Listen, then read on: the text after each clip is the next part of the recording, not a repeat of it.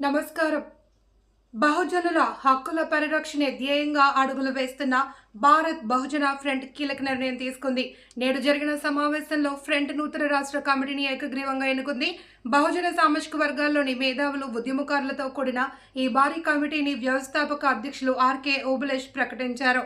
నూతన కార్యవర్గ వివరాలు ఇలా ఉన్నాయి.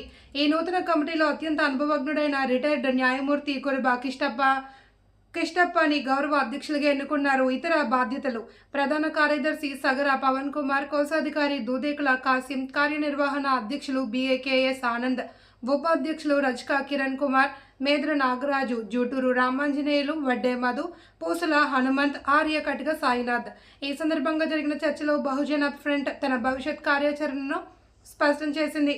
ఎస్సీ, ఎస్టీ, బీసీ మరియు మైనారిటీ సోదరులందరినీ ఒకే తాటిపైకి తీసుకురావడం, బహుజనులపై జరుగుతున్న దాడులను అరికట్టేందుకు ప్రత్యేక బీసీ చట్టం రూపొందించాలి అని డిమాండ్.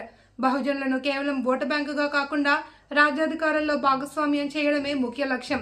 ఈ కార్యక్రమంలో అధికార ప్రతినిధులు కేబీ సామ్రాట్, మధు, సివిల్ ఇంజనీర్ చాంద్ బాషా, వడ్డెర కొండయ్యతో పాటు పలువురు నాయకులు పాల్గొన్నారు.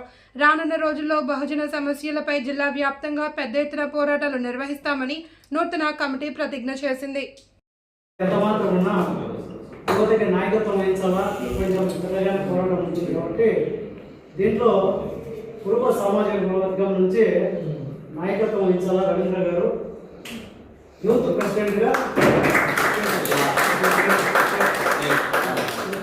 తీసుకున్నాము. అట్లాగే ఇంకా